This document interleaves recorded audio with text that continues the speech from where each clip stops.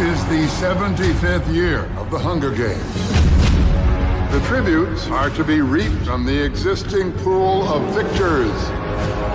So yeah, Catching Fire, man. Fucking, I tell you what, Katniss Everdeen needs a fucking fire lit up her arse because she is a pain in the neck. I don't see. I really like Jennifer Lawrence, but Katniss Everdeen is a character that pisses me off. She really does, and what's worse is that it comes at the detriment of you get some characters that are awesome that just don't get enough screen time. Yeah, I would put up with her bullshit. I know it's really irritating because she is she's just like something and nothing. And I mean, it's fairly obvious. Anyone who's listened to any amount of our podcast is we're both big fans of Jennifer Lawrence. I think she's great. Yeah. I think she's she's a young talent in Hollywood. She's going to be one to watch, and I think she does good.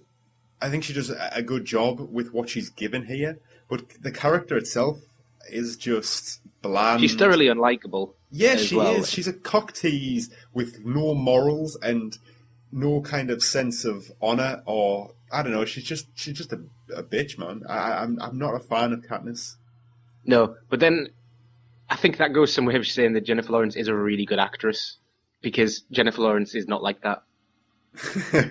she's so we've been led to believe.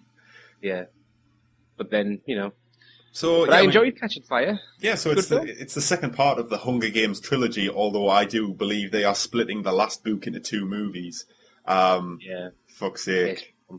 If this one's... I mean, coming out the gate, I sound like I don't like this film. I do, but if this one's anything to go by, I think they're going to struggle to have 2 movies out of the 3rd book.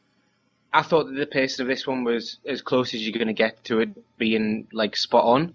And to have twice as much screen time for half as much action. And it's not like Harry Potter where there's a lot happens in such a short pace of time. It's not a lot actually happens in the 3rd book, really. Right. Well, I thought with this movie that, while you're right, the pacing is actually probably pretty good. There's a lot happens in this and it goes along at a steady pace. There's maybe too much crammed into it. It feels like a very long film. Because really the Hunger Games themselves don't start until the 3rd act. Yeah. And I've got to say, I was surprised by how much time they took in the first act particularly. Because, I think we use Harry Potter as a good analogy with this. Harry Potter 4, it's got so much happens at the Quidditch World Cup and stuff. And then within 10 minutes, you're back at Hogwarts and she's like, oh yeah, that happened. And I thought they would do something similar here, but it's a slow build. Yeah, there's a lot of preamble in District 12, which is Katniss's kind of home area, which is kind of like a downtrodden fucking Great Depression coal mining colony. Yeah. There's a lot of kind of preamble there about her life after the original film. She now lives in the Victor's Village with only 2 neighbours, one being the alcoholic Hamish Abernathy, played by Woody Harrelson, who is, again, really good in this movie. Yeah. I liked him a lot. I liked him a lot in the first movie. But he's also... I thought he had a bit more humour in this one as well. They give him some better lines to work with. Yeah, he's not quite as... he's more of he is a bit lighter, and he's a bit more kind of genuinely capable, and not this kind of crippling alcoholic like he is a bit at the start of the first film. And I suppose it's because, in the first film, he thinks that the 2 kids that he's looking after are going to die. Yeah. But they've come out the other side now, and they're sort of his equal. Yeah, he's kind of more inclined to help them because I think he understands that, they have a chance, but... You've also got Josh Hutchinson, who plays Peter Malark, who is the other victor that kind of qualified or won the last Hunger Games with Katniss. And he's kind of in love with Katniss, but this is one thing that irritates me about this straight away, is I know these are kids' book, but it instantly falls into that horrible love triangle story trope that perpetrates teenage literature these days. It's not as bad as it could be, though. No, I mean, Christ, it's nothing compared to Twilight or anything like that. But it's still there, and it's a bit irritating. I quite liked it in this one.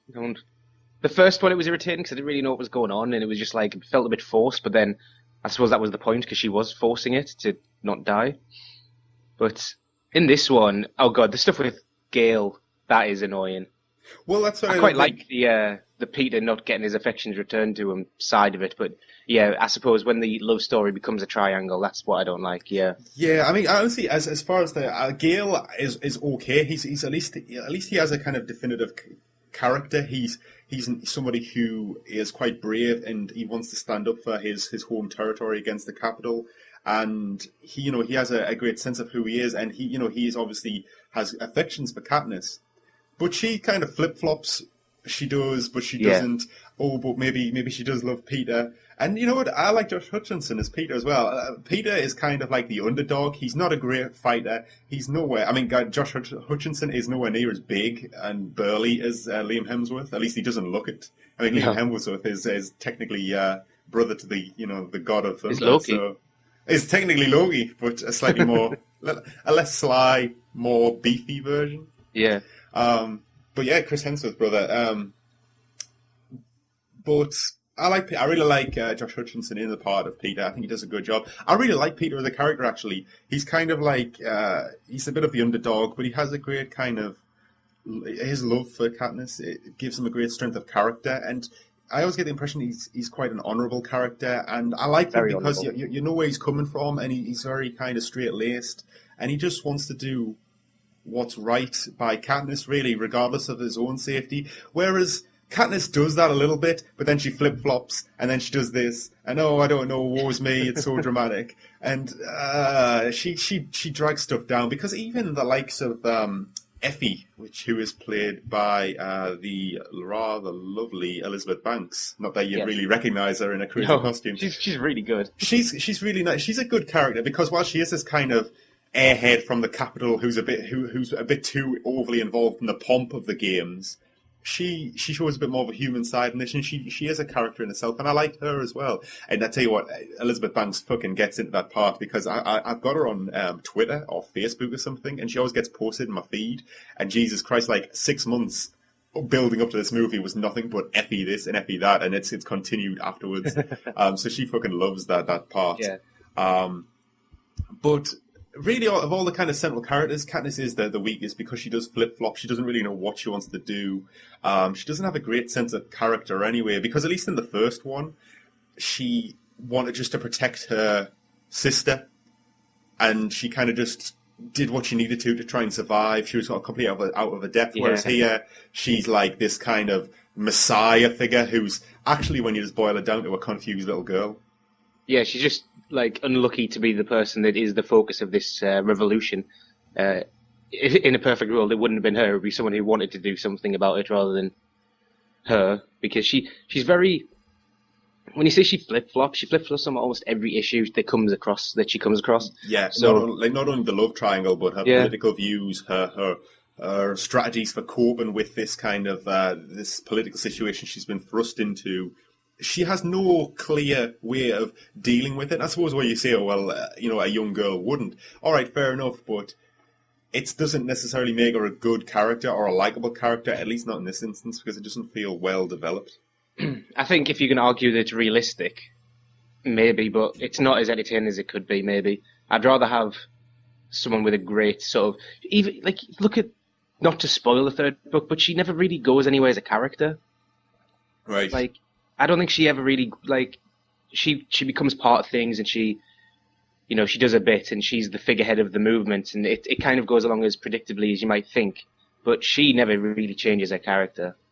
Yeah, she never settles on anything, and it's all a bit... And the reason I think people really like Peter is because he's the closest thing we can get to, like... a genuine hero. Yeah, and he is full of honor, and I think he's full of more honor because he's loving someone who, to us, seems quite unlikable. Yeah, I don't honestly see the attraction, really. Other than the fact that apparently she's the only young female in District 12. Yeah, is there another one? I think there is in the books, but there's certainly not in the film. The only other woman I remember seeing is that old woman that she looks after when she gets attacked in this movie early on. So maybe that's the attraction. It's the only woman he's ever seen in person. I suppose you've got Katniss's mother and her younger sister, but maybe one's too old and one's too young. Well, we'll see what happens in the next one, shall we? But yeah, the general storyline of this one is, it's set after the Hunger Games. Katniss is living in the Victor's Village with the other Victors, and she has kind of stirred up political trouble for the capital, who rule these kind of impoverished districts. And President Snow, played by Donald Sutherland, who must be getting on now. Yeah, it's that kind of thing where do you really want to hire someone his age to be part of a trilogy? Because I'd be getting concerned. Yeah, he is. He must be getting. He must be 80, surely. He must be. But I gotta say, he's looking pretty good. I don't think he's actually changed the way he looks in the last, like, in my lifetime. He's always kind of looked like that. I think his hair's just gone from grey to white. That's the only Yeah. difference I've noticed. Yeah, he kind of looks the same. But he plays President Snow, and he basically comes to see Katniss and kind of issues a couple of veiled threats to say that, look, you need to downplay this rebellion, this feeling of rebellion when you go on this kind of victory tour around the districts, or we're going to kill everyone you love, and there's going to be shit, and even if you call my bluff, there's going to be war, and look, we're the capital, we're the guys with the stormtrooper lookalikes, we'll kick all your asses and really just murder loads of innocent people that you'll give a shit about. So do you want to be responsible? And that's kind of like things kick off like that, but of course this tour just serves to kind of incite further rebellion, Yeah. which ultimately leads to the next Hunger Games being called, and it's the 75th anniversary. So they're going to throw a special one. Now we have got a new character to the series called Plutarch Heavensby, who is the new games maker this year, and he's In a played stunning piece of casting to boot. yeah, Philip Seymour Hoffman plays him. And when you get Philip Seymour Hoffman in, he's going to be good. And despite him being like a kind of member of the Capitol, he's very normal. Whereas most people from the Capitol in this are very flamboyant and almost sci-fi, kind of garish. They're kind of like extras from The Fifth Element. Yeah, all of them. It's kind of like they just brought Jean-Paul Gaultier in to do everything again. Well, I was just thinking that, once Stanley Tucci's finished with his interview thing, I can just imagine Chris Rock coming on the stage. Oh my busting god. out his, it would just fit so well. I kind of want more. As bad as it is, I kind of want more. I do love The Fifth Element. I mean, the whole climax on the cruise ship is class. It's so good. But yeah, it's very reminiscent of the capital of that cruise ship. But Philip Seymour Hoffman is this new games master, and he's very sly and very clever. He doesn't blend in with the capital. He's almost like he's kind of so, I don't know. He's so shady that he's above or even below the kind of gloss of the capital. Yeah. But he's brought in by President Snow, and he comes with the idea: look, if we're showing Katniss around and it's actually just encouraging rebellion, why don't we drag her down and break her in front of the people by getting her back in the Hunger Games? And what we'll do is we'll invite her back. Well, we'll force her back into them under the thin veil of we're doing a new games where all the pledges, or all the tributes they're called, are former champions that are redrafted. And of course, because there's only 3 victors from District 12 and Katniss is the only female ever, she's guaranteed to be in it. The reaction shot when they're watching the news about it, I think that was really like some dramatic stuff in like their little house. Yeah, when I she- did like that. Yeah, it's one of the moments that I think could have gone really cheesy, but I thought was really well done. And you know who I thought was good? I thought Woody Harrelson was, where he was just like drinking and started Yeah. like flipping out and smashing bottles and stuff. I thought that was good because you don't really see, he's this kind of guy who is obviously disturbed by what he went through years ago. Yeah. And is turned to drink, but now he's been dragged back into it and he's having to actually face stuff up. Have you read the books, Ben? I've read the first book. All right. Well, in the second one, you actually find out that Woody Harrelson was in the 50th anniversary edition, All right. and I think each district sent 4 people, so there was like Oh, like a 48. double up.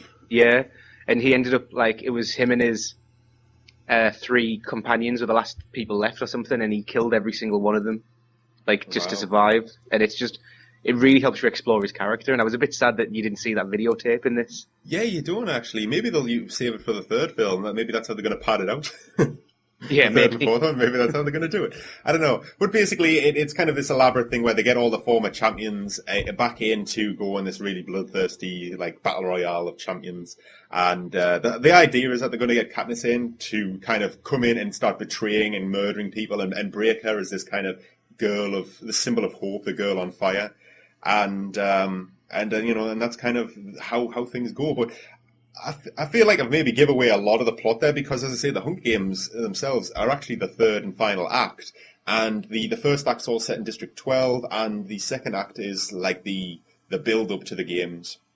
Yeah, we have a like training session and stuff, and you meet all the new tributes and the interviews beforehand, and you just get to know everyone. But all through every interview, all through all of the training, there is this political undertone that's shifting a lot more than it did in the first one. Yeah, and there's a lot of flashes to Donald Sutherland and Philip Seymour Hoffman discussing like their political strategies for breaking this rebellion, and the kind of underhanded tactics they're using, and it was good. It gave a bit more gravity to the situation rather than just kind of kids dossing about. And what I also liked is because these tributes in this one are like returning champions, they're almost like wrestlers with characters. Yeah, They all play to a type, and they've all got kind of a trademark, and they've all got a character and a fan base. And there's some really good characters, like there's a girl whose teeth are filed down so she can rip people's throats out. There's a brother and sister team who are like based on Greek gods. What are like Octavian and fucking Flavius, Octavia and Flavius. That's what they're called, but they're like blonde-haired goddess and gods. You've got a girl who's from like the lumber district who likes to use axes to chop people down. Yeah, and Finnick, of course. You can't forget Finnick. He's your Playboy model. Well, you play girl model, I suppose. Your swimsuit guy. He's he's a keen swimmer. He's kind of like a surfer dude, but he likes to use a giant trident in battle, which is pretty badass. He is badass. He is a good character, Finnick. Yeah, he's what I liked about him is he's quite cocky and bordering on slimy at times, and you never really know what to make of him. But he is a good character. He's just a lot of fun as well. Like yeah, he is. He comes across as this like almost airhead guy at first, but when he first meets Katniss, he just like ends up like just talking to her slowly, and you can tell that he's got more going on under the hood. Oh yeah. There's actually quite a few people in this movie that I really had no idea that were going to be in it. First of all, I was glad to see Toby Jones back in his incredibly small part as the kind of co-commentator, because he was in the first one just like in kind of shots, and he's only in literally one scene in this one. But I was glad to see him back because you got Stanley Tucci coming back as Caesar Flickerman, who's the presenter. Good. He is good. He's absolutely perfect for how I imagined them from the at least the first book.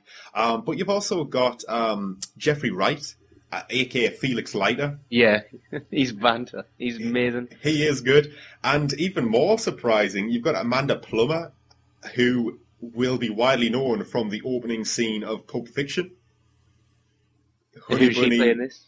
She plays Wyrus, which is Jeffrey Wright's partner. Oh, really? Yeah, of course it is. Yeah. So yeah, man, it's Honey Bunny and what are they called in the opening sequence? It's Honey Bunny and Tim Roth. It's Tim Roth, but they call each other like sugary nicknames, don't they? I can't remember what they call them. But yeah, man, fucking Amanda Plummer. I got a surprise. I didn't realize she was going to be in it. Yeah. Did you enjoy your character? Yeah. She was alright. My favourite one, like in the second book, my favourite character is Finnick because I think he's just cool and stuff. But I really like Joanna in this. I love Joanna. She was fucking class, man. That's what I want from Katniss. I want like a ballsy chick. Yeah, man, Joanna was really ballsy. I'm trying to find out the girl who played her. She's hot, and unfortunately... Oh, he's a fucking fun fact you'll enjoy. Yeah. Jenna Malone plays Joanna Mason, who is in fact the girl who uses axes from the lumber thing. You know what she was in? Well, I recognise the name, and that sounds to me like Sucker Punch. It's a Sucker Punch. She played fucking was it Rocket in Sucker Punch? Now as soon as you said Jenna Malone, I was like, I'm sure she's in Sucker Punch. I'm sure she plays Rocket, and if we go back to the drunken review we did that back in the day, I'm sure I picked Rocket as my favourite Sucker Punch girl then. You did, man. But yeah, Joanna. I've got good taste, what can I say? Joanna was good. And again, she was somebody a bit like Finnick, that as somebody who hadn't read the books, I wasn't really sure what to make of her, because is she an ally of Katniss and Peters? Is she just pretending? Is she just waiting to strike at any moment? That's what I liked about this, because when the games kicked off, there's a lot of kind of teaming up between people because everyone is so kind of deadly. They all need to form teams to just get by. And I did like that kind of, you were waiting for people to start attacking each other and betraying each other. Yeah, and especially when, they start forming plans on, well, the opposite team's numbers starts dwindling and you're thinking at any point has to turn around, and Katniss is the first one to realise that, if we kill everyone else, we have to be ready to take on our friends next. Yeah, and it was good. There was also some kind of cool little things with regards to the people, like the tributes. Was Mags, the old woman, who is Finnick's kind of district partner. I really liked her. Yeah, Well, not so much the woman who played her, who is a woman called Lynn Cohen, because let's face it, Mags is actually a mute old woman. But I liked her a character as an idea, like this old woman who was a former champion from decades ago, who actually volunteered so a young girl didn't have to go in place of her. Yeah, she's a very strong character, even though she doesn't. It's all in her actions and not obviously not what she says. Yeah, but she was what Katniss should be. She was brave. She was the strong silent type. Every other woman in the film should be what Katniss should be. Just pick one; it would improve it. Even Effie, Jesus. I'd pay to see that. But yeah, even Primrose, Everdeen, Katniss's younger sister, is Willow Shields, who plays as at least looks a lot older. Yeah, obviously she really can't be that much older because it's only a couple of years since the original came out. But isn't it? 2, 1, I don't know. But she looks a lot older. She comes across a lot older, and even she came across fucking like more ballsy than her older sister. She was just like, you know what? We're going to back you up regardless. We're going to be 100% behind you. We're your posse. We'll always go with you. And I've even pulled around our scatterbrained mother to stick by you. And Katniss is like, oh, flip flop. Who gives a shit? She's like, don't worry, I'm going to protect you. Then the next time she's in front of a camera, she incites a riot, and it's just like, power, consistency, please. Yeah, it's Katniss, man, Jesus. I'd hate to slap. Is it intentional that she's flip-flopping because she's gotten caught up in this movement? She doesn't really know what's happening, but I just think it's sloppy character writing. You know what? Intentional or not, yeah, it's not entertaining in my eyes. I find it irritating. I think it's going to appeal to maybe the teenage girl demographic these books really appeal to, maybe a bit more because maybe they relate to it, but I don't know, man. I just think they could do a lot more with Katniss. Well, I just think that every scene is... I mean, I hate saying this because I think Jennifer Lawrence does a terrific job in this, but it's not her that's the problem. No, it's really not. Every scene she's in, it's just... I'm more entertained by the other person that's talking. Yeah, you're right, and I think it's a lot to do with her character. It's maybe something to do with the kind of the script in this movie. But yeah, she is just a weak character, really. I liked pretty much everybody else. I liked the colonel or the captain or whoever. Oh god, he was scary, wasn't he? Who just comes in and starts wailing on everybody. And I was like, you know what? She fucking deserved that slap. Yeah.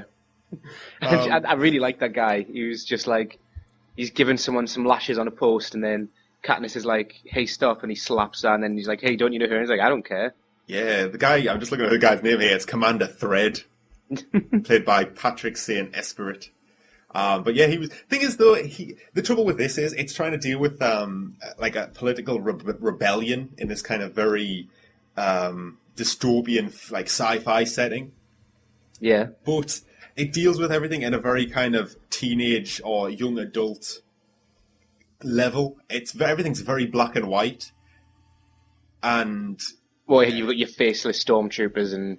Yeah, like the capital are bad, the districts are the downtrodden good people, and it's just like everything's kind of solved very, very easily. And, there's nothing necessarily wrong with that if it gives us at least an entertaining central character. I don't know, it just feels like it's maybe trying to do more than it's capable of. Well, at this point, I mean, it's all set up for what comes next, because... You hit a nail on the head. Yeah, and I mean, while the Hunger Games part was entertaining enough, and to be honest, the sort of emotional journey that everyone except Katniss goes on is entertaining enough. The political thing, I'm going to just wait and see before I pass any judgment on it, because it all's going to... Like, part 3 is just completely different to part 1 and 2. Yeah, and one thing I say, you hit the nail on the head. This does feel like if there's one thing, God, I really sound like I'm slandering this movie. I actually did enjoy this film. I loved it, but it's got its flaws. Now, one thing I really liked about the first movie was that it felt like a self-contained story. You could have ended it and never seen another Hunger Games movie, and that would have been fine, because that was Katniss's story, and it was entertaining, and it was a bit ballsy for a kid's film. I say a kid's film, a teenage-based film. And you know what? Fuck it. If that it was all it was, that's good. That would go down as a solid movie. This one feels like nothing but preamble to this big climax that I don't think's going to happen. Especially seeing as they're diluting it over 2 movies. I don't know how they're going to end the next one. I mean, you'll know better than me, but I have no idea. I can't think of enough. I can only think of there's 2 climaxes, but if film 1 is the first climax and film 2 is the second one, it's like the first part's going to be 350 pages long and the second part's going to be like 12 pages long. It's just not going to work. I don't know. I get the. I mean, this has obviously got nothing really to do with this movie, but I can't help but think it's a financially driven decision rather than an artistically driven decision. But one thing, this movie does suffer. This Catching Fire suffers is that it's very much the middle portion of a wider story.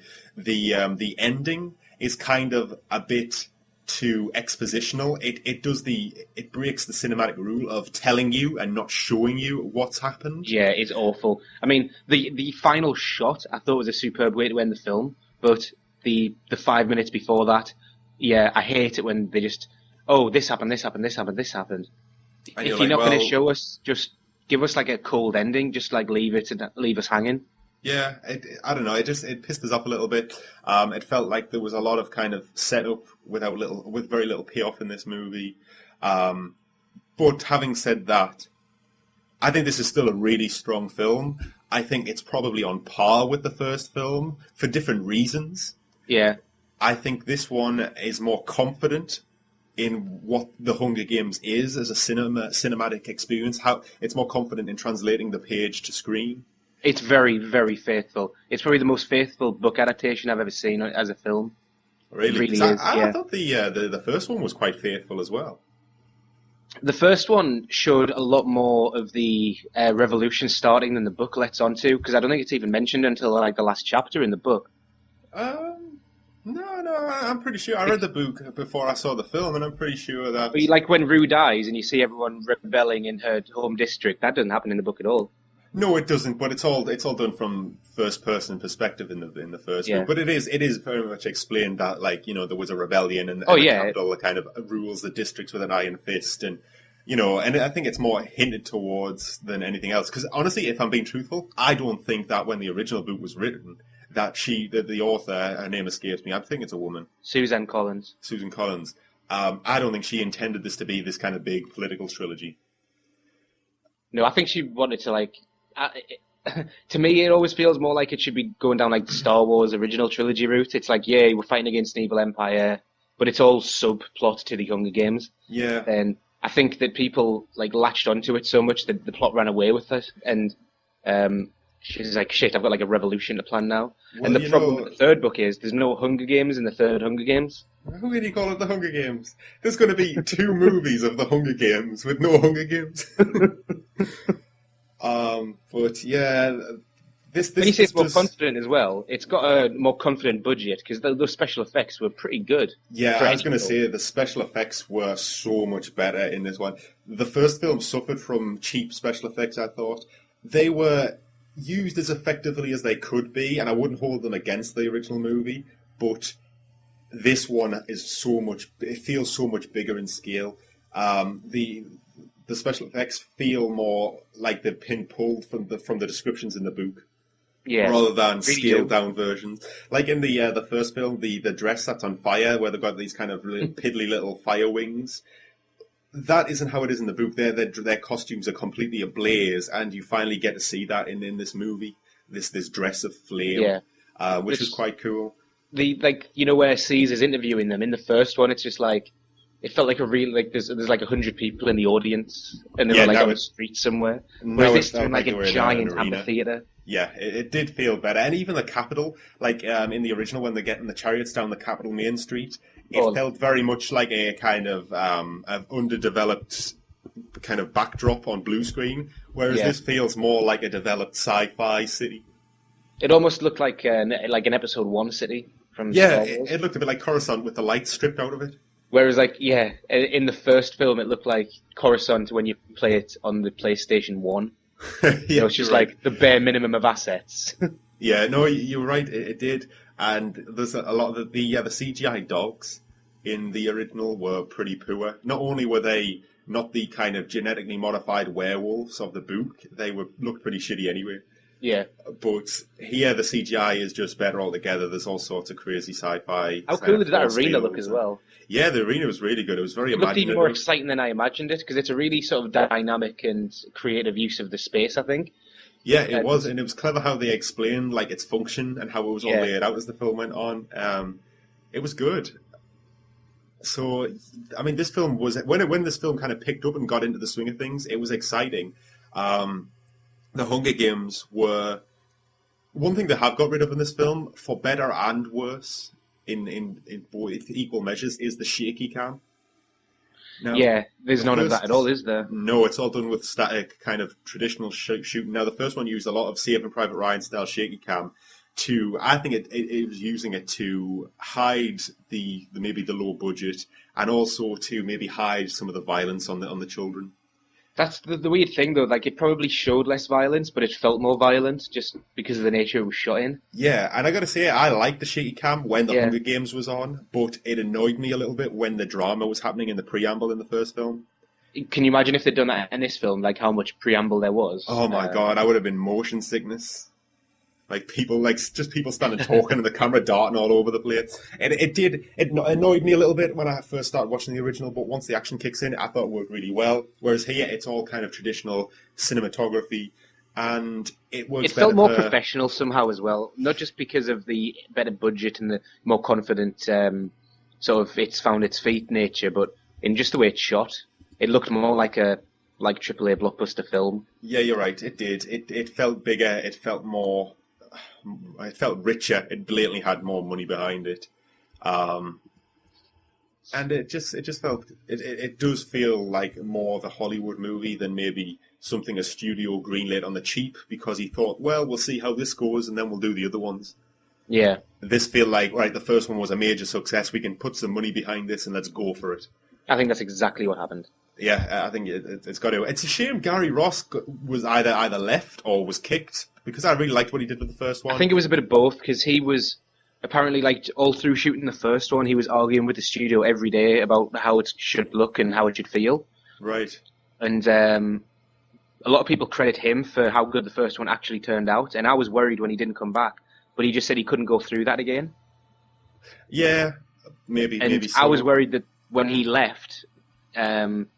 that the studio, I don't know who, I've never heard of this director before, but he's probably done some stuff. I was worried Francis Lawrence, and his most well-known films are Constantine, which is alright. Yeah. It ain't great, it ain't terrible, and the loathsome I Am Legend. Right. I fucking hate that film. But he's redeemed himself a bit with this. Yeah, because I just thought that the studio was going to hire someone that's just going to do whatever they tell him to do. And maybe he did, though. I mean, this guy's back catalogue isn't great. Yeah. And I think maybe the quality of this film maybe comes from the enhanced budget rather than his direction. Yeah. I mean, creatively... I don't want to put him down, but... No, I'm going to put him down. No, it's... I would for fucking I Am Legend. God, I hate that film. It could have been so much better. Oh, it could have been just good. I'm sure there's a good film in there just from some tasteful editing. The CGI. Yeah, I was going to say better CGI. Jesus Put the budget Christ. from Catching Fire into I Am Legend. Yeah, we'll see what we get, and take move those baboons in instead of zombies. Yeah, I forgot about the baboons. They were pretty menacing. Yeah, In fact, like all of the traps in this one felt worse than the first one. Oh yeah, definitely. The poison gas, the blood. God, the tidal wave. Yeah, Jesus. I'm glad I didn't get caught in that one. But what's interesting is that everything felt just as tense, but from the off. Like in the first one, they always say, "Oh, never run to the middle to grab supplies." It's a bloodbath. Get out of there. In this one, she's like, "Fuck it," ran straight to the middle, get everything she needed. So from the start, they had like weapons and Well, that's they what got I like, liked about yeah, it. Like, as soon as it there was no started, bullshit. it was fighting, like Yeah. hard fighting with people who knew how to do it. And there was a lot of people dying very quickly. Yeah, Some that was like you didn't expect to go either. It was good. It was a good way to kick it off after what had been quite a slow build-up. yeah. Because if after what happens, like building up to it, and immediately before she gets into the games, if she just ran off into the woods, I think it would have done a disservice to even her character. Yeah, and plus we've seen it before. We needed something different. Yeah, But yeah, I mean, there's a lot I say that's maybe a bit negative about this film, but I still think this is one of the stronger kind of teenage level movies. In that kind of it's obviously trying to appeal to the Harry Potter crowd, the Twilight crowd maybe to a lesser extent. There was that Beautiful Creatures came out last year. That kind of teenage The teen girl lit. crowd. Yeah, the teen lit crowd, particularly teenage girls. I think Yeah. this appeals to. There was a lot of teenage girls in the showing I saw. Did they all wear their hair in like a plait? No, well, maybe one or two of them. Who do you think would win, Lara Croft or Katniss in an archery competition? Oh well, I've got to say Lara Croft because she's British, Yeah, and she's been around for a long time. She knows how to handle herself. Katniss has only had 2 adventures thus far. Lara Croft's had 2 films as well, let alone the rest. we'll just forget about them though, shall we? Yeah, well, okay. Hey, you say forget about them, but fucking Daniel Craig was in one of them, and Gerard Butler was in the second. I really But like the first one actually. I actually think I prefer the second one. Yeah, I don't love either of them. I can't remember Gerard Butler in it. I've only seen the second one once. I might have to give it another shot, or maybe I'll just continue living my life. Yeah, I think you should just do the second. So yeah, I think we've talked quite a bit about this. I didn't really think we'd be talking nearly as long as this, but what would you give this film as a rating? Well, I was talking to my friend David, who he came to see it with me, and he said that he gave the last one 5 stars, so you'd have to give this one like 5.1 stars. So I was thinking, I'd happily give this an A. I thoroughly enjoyed it, even though it was full of flaws. But I'd say it's probably my top 5 of the year. Wow, really? Yeah, I really enjoyed it, and I think maybe it helps that I've read the book, maybe because it's my favorite book out of the series, and to see it put on screen so faithfully and still maintain everything I liked, like it was, I was just happy with it because I think it's downhill from here. I think I probably liked it a little less than you, but I've had longer to digest it at the same time. So, not accusing you of anything, but I think you might be riding the high of it a bit still. Well, yeah, I saw it less than an hour ago. Exactly, yeah. Whereas I've had like 4 days to digest it. I do think it's good. I think Jennifer Lawrence does the best job she possibly could with what she's given. I think the rest of the cast are entertaining and interesting, and I wish a bit more time was spent with them possibly. Yeah. I think the story suffers a little bit from being the middle piece of a bigger story, but at the same time, when the Hunger Games finally kick off, it's interesting, it's exciting, and it's more spectacular than the first one. The bigger budget shines through beautifully here. It's put to good use. So this isn't a bad movie by any stretch of the imagination, but I don't think I like it quite as much as you. So I'm going to give this. I would give this maybe a B plus. Okay. So A minus. A minus. It seems to balance out between us. So yeah, Catching Fire is an A minus from Screenhog UK. So I am worried about the next one though. Yeah, the me next too. two. The next two. To be honest, I'm not even excited about it. Just because I was going to say I loathe the book, and then I thought that's a bit harsh, but then actually that's not far from the correct emotion. So Wow, really? yeah, it just goes weird and like like as we say, there's going to be 4 Hunger Games films, and only 2 of them have the Hunger Games in it. Yeah, and they are the best parts. Yeah.